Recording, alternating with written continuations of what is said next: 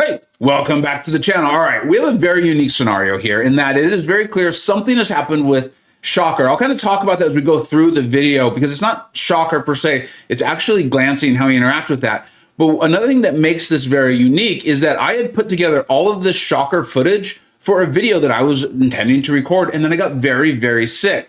Now, it has been long enough and I was sick enough that it is at the point where I actually don't recall the fights that are on here, but I was going to just to show you how great he is, right? We have him the highest tier on my general monthly tier list and in my Battlegrounds attacker tier list. And I want to take a look at this and see, like, can he still do these fights? They're pretty impressive. I know they are, but can he still do them? How will this interact with him? And then at the end of it, I will, if he needs updating, I will update him in the Battlegrounds tier list and in the general tier list, and we'll kind of talk about it, right? But I want to make it also very clear. I will hopefully remember these fights, but it's almost like I'm seeing them for the first time. So here we go. I can tell by me messing around there in the general chat. I think this is a war against 4 Loki. I think no one was pushing. We've got reinvigorated, unblockable, never back down. And I think I know exactly why I'm showing this fight, or what was intriguing to me is it's going to be the absolute speed as which we're able to get down this Mysterio. Say Fosse, really fun channel. What's up, buddy? How you doing? Looks like he was running recoil. Like I said, I think this was at a point where most of us had decided we were no longer pushing the season. So we're just going to go in. For those who are interested, this is a rank 2, I think SIG 40 or 60 Shocker. I know I got pretty lucky pulling him. He's one of my favorite champions in the game. Well, he was. Let's see if he still is at the end of this video. So we went in there. We did throw 1 SB1. I have a decent SIG, right? So you do retain a lot of your power after throwing the special one. We're going to go in and yeah, we're going to go in and hit the SB2. And I know this video was meant to show how good he is. This is one of the things I had wanted to show was these very problematic nodes, these difficult nodes. It's got healing and all that stuff. You know, he can be very safe to play, especially if you utilize their striker well. He hits so hard with that special 2 with a minimal ramp. So I mean that's not changing. And yes, I realize that Mysterio was losing health the whole time there because of the bleed, and I think he threw 1 special maybe. So there's the recoil damage there, but there really wasn't much about that fight that made me think, you know, would be any different should there had not have been recoil and with the current state of Shocker and his interaction with glancing. Now we've got a big old beefy MCoC, one of the larger health pools in the game. Has even got this healing, and there is an armor, and I want to talk about that right now. My current understanding of what's been fixed, what's been changed in game, will not change at all, or hasn't changed at all, Shocker's interaction with armor. This is purely with glancing. I guess armor has always potentially negatively impacted him. You can see the large regeneration that MCoC is getting here. We've thrown 1 SB1, it looks like. Maybe 2. I'm bad at counting and I was talking there, but still, we're only 30 seconds into the fight, so it can't have been 2. And it looks like I'm trying to decide if I'm going to go for it, and I think I am. This MCoC had about almost 300,000 health, I think just shy of it.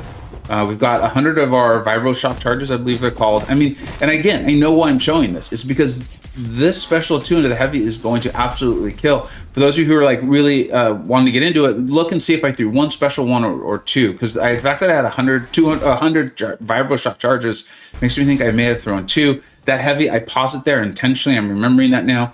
421,000. So, you know, a node where they're healing, right? Like healing back up, really large health pools.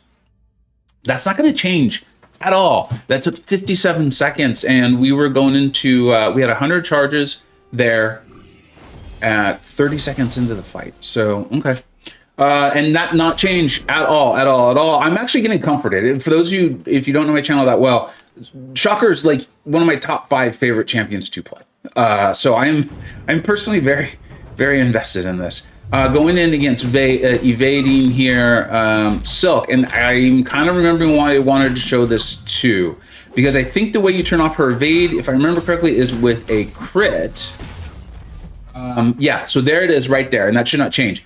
We were able to turn off her evade because, I mean, she did evade, but it ultimately didn't matter for Shocker, right? You're not typically throwing the SB1 for damage, and I wanted to show this. I'm, again, remembering this, because if you notice, we got all of our Vibro Shock charges. We got all of our Vibro Shock charges, and as a result, we're able to get to our special 2. We're going to be able to throw it, and it's going to be before her evade comes back, so there's just nothing she's going to be able to do about it. I mean, that's just the way it works. That's the way this works. And so, I mean, that's obviously not going to help you get around all evade champions. That's, you know, very particular to Silk. But what I wanted to show was you didn't need the SP1 to land in order to get those charges. I really like that. This is the sort of like little, it feels little sort of thing that makes a champion, in my opinion, go from like what I often have in my second tier, which is like, these are great champions, you're gonna do a lot of them, to like to that top tier where they can take a breadth of champions that maybe necessarily aren't just class advantage or that sort of thing. A lot of high tier battlegrounds players it will probably definitely know what I'm talking about, where you're like optimizing your deck, or you're really making sure like, okay, this champion, CGR is a great example, can take so many defenders. So nothing I've shown so far changes Shocker's value at all. So let's go on around. We're going to take this Domino. This is before we could tell the rank and SIG, but I felt confident, if I remember correctly, that this is definitely a rank 2 based on the health pool and stuff like that. So you can see she's still crit failing him a little bit. He's never been an amazing Domino counter, but he was one you could use in a pinch for sure. She doesn't have glancing, so let's see kind of how this turns out. Obviously, we don't know the SIG of Schofield's Domino here. And we're crit failing. I think it was the second or third one I've seen. But we got our charges there from the SP1. We're going to go in here. I'm imagining this isn't a super high SIG Domino because this is a 7-star, right? It'd be pretty unlikely unless this was Yusafa's. And going to go in and throw this, right? So again, glancing doesn't change this. And for those of you who are like, throw the ones where it is, it's like I said, I was being serious. I had put this together beforehand. I will talk about the matchups that will be affected by this change, though, of course, right? Because I'm concerned taking him to rank 3 myself. So here we go. I do not enjoy fighting Bishop. That's one of the things I love about OG Iron Man, is how well he handles Bishop. Looks like, I mean, I was trying to kind of anti-bait that special one, but Bishop wanted to throw it, so he did. So that's even delaying this fight quite a bit longer. I don't know why I got so aggressive there, but I did suffer the consequence with one Incinerate, and gonna go ahead and throw this. But again, I know how this is gonna go, is you're gonna see that we are able to just completely, you have to play well, you have to do a few things, but you can just bypass threats. This is reminiscent of some of the things you'll hear me often say about Valkyrie, is that she can just bypass nodes. Now, I'm not claiming that he can bypass to the same degree that she can, but I mean, there it is. One of the tougher, more annoying battleground defenders in Bishop. You typically want to have an ideal counter, and a score of 50, almost 48,000. That's not going to change at all. That's not going to change at all. All right, so let's go ahead and move on to this. I'm now realizing I think there was prowess on that node, so that's probably how we got to such a high rival sharp charge there against that APOC so quickly. Now we're going against this Kitty Pryde. Again, remember, he doesn't crit, so we won't be giving her prowess that way. There is the node itself, though. This is going back a while. This was a very tough fight. This is that old war meta. Wow. Okay, so I went back a bit in creating this. This is a couple seasons ago. Had an absolute blast. We had to land our intercepts and things like that. Went in, got it, and just showing you can just straight kill with him so often before the threat of the node or the defender is able to really get online, as you saw right there. That I remember I talked with Bittersteel. I pulled over in my car and we had a lengthy discussion on how to take that fight. And that was a lot of fun. Now we're going in here. Now, again, I never want to hide the ball. I actually died to this fight. I'm remembering this now. I had died to this fight. You can see we took off about 40,000 health. And this is going to have the Burden of Might. And if I remember correctly, I triggered it and the fight just went downhill. I could have actually salvaged it. I just wasn't able to. This is a very, very difficult node. This node definitely 2 seasons ago was causing multiple deaths across the war map. So you can see we are big boosted. We've got all the things, but this is a rank 3 Sauron, heavily boosted by the node itself. It's got the Burden of Night. This is a tough fight. And you're gonna, this is awesome just how this goes. We land that intercept, because again, remember, this was that tougher meta. We've got those Daunteds on us now. And so as a result, we're gonna be able to block this unblockable. But none of this is changing how hard we're going to hit. You can see we get another nice intercept, and we're able to go straight into our SP2. And what was this? Almost, it was this 360,000 health gonna just be absolutely obliterated. The fix to glancing again does not change that at all. I feel like there's a Storm X in here, if I remember correctly, and I hope there is. I know there's not a Maestro because I never did get good at that fight.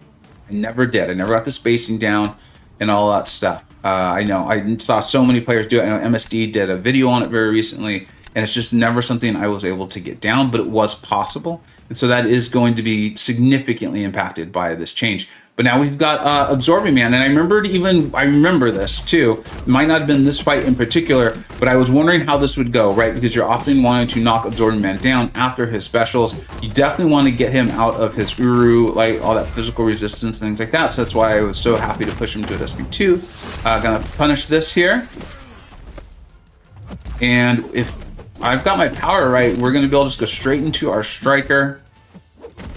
I mean, this is the same story. This is why I love playing this. Again, I told you guys I did not watch the video, so this was as much for me as it was for you. I am very comforted by this. I am very comforted by what I'm seeing because it's reminding me of all the things he can do, and not letting me focus on the very real thing that's, speaking of Maestro's right there, that he can't do anymore. So let's move on. I can see. Okay, here it is. I'm so glad this is in. My understanding is that now this will be different because she has a glancing mechanic. You can only get rid of her glancing mechanic, I think it was the power drain. I know I used to like to use Guardian for this. And there's now a new, it's not a new form, it's just I guess DLL often calls it like the order of operations of when the damage reduction will happen. And I believe glancing is a pure damage reduction. So if I'm understanding correctly, Shocker could actually still do this fight. You're just gonna want all of your vibro shock charges, because remember we had that like 400,000 heavy, if I remember it correctly. So if I find out I'm wrong, I will put it in the pinned comment. Okay, but my understanding of this would be that I would now do is I would not be able to probably for sure kill her, although her health pool is not large. After one SP1, I would probably throw one more here, unless we're removing her prowess and getting our vibro-shock charges up super, super high, which is another interesting interaction. We're gonna have to like test this points. I mean, right now, actually, I think this special tune to the heavy kills her anyway. Because, I mean, you see how almost dead she is. So maybe there would be some interaction because we were obviously doing a lot of damage through the glancing there. That was getting her health pool so low as it was. What was that? Was that what was her health pool? Let me go back and see this. 159. So this is probably only a rank 1 Storm. So let's make her a rank 2. Even if that gives her up to like even if it gets her to like 200,000 health. I think that fight looks a little different because of the interactions with glancing. I don't know if the practical outcome as far as the time and the amount of health we potentially lose changes, because I think that'll just come down to whether we evade her special 1 or not. I don't even know if you're needing to go to another special 1 on that. So I'm going to take a minute and think about it because I don't want to just make a knee-jerk reaction on the various rankings, and then I will come back in what for you will be 0.2 seconds here, and we'll talk about him as far as the rankings are concerned. Okay, so I will say, you know me, I like to have fun, I like to be playful and make some jokes and things like that. I had intended actually to play the Boys to Men, It's So Hard to Say Goodbye to Yesterday, while showing you him being demoted. And I will say that in Battlegrounds, I have moved him down a tier. 1, he was in the highest tier with like Ghost and Stark Spidey. And I think that's smart, right? Because it's almost like, let's consider it almost like journalistic integrity, right? I want to get out. I'd rather be safe with the information I get out to you than like, willy-nilly. I'd rather promote someone than demote something. So I wanted to have him there now, but something tells me he's going to climb his way right back up. I think for your super high tier Battlegrounds players, they may not value him as much because he can't take the breadth of champions. And a Maestro being such a force in Battlegrounds, right? You want options. And so it's very important that your attackers can take a variety of defenders. I think for players like me, right? Like Mysterium, maybe fighting for your like C6, C5 type stuff. I could see Shocker still very much being in the deck, especially if I've taken him to rank 3. I mean, literally everything I just showed comforted me. He's not going to be good against Maestro, though. He's just not. The health pool's too big. The glancing is too strong now. That's my opinion. But in moving him from a 10 ranked Battlegrounds attacker out of 10 to an 8, which is what we did. Like I said, I want to have some, let's call it journalistic integrity or YouTubealistic. Made that up. Going to leave it in, although that sounded horrible. It did move him down a 1 tier in my general ranking. You know I love Iron Man. You know I love Omega Sentinel. I hope you do. I love Hulkbuster. Have before Karate Mike went all karate with him and busting everyone. These are great champions. This is a great champion. No, he is not as good as he was 2 days ago, 3 days ago. I don't know when this all happened. But I think it's very niche scenarios. I think it's very niche. I don't think this is nearly as impactful as what happened with Mole Man at all. And I will still very much consider taking Shocker to rank 3. All the things I was using him for, he definitely can do, and rank 3 is still going to make him hit harder. Ultimately, I'm bummed because I didn't get to do my Boys to Men joke there. I was even going to sing. It was going to be great. You were going to love it. But let me know what you think. As always, right, there's my opinion on what I think, but I'm very, very much interested in what you think. Thank you so much for watching. Take care.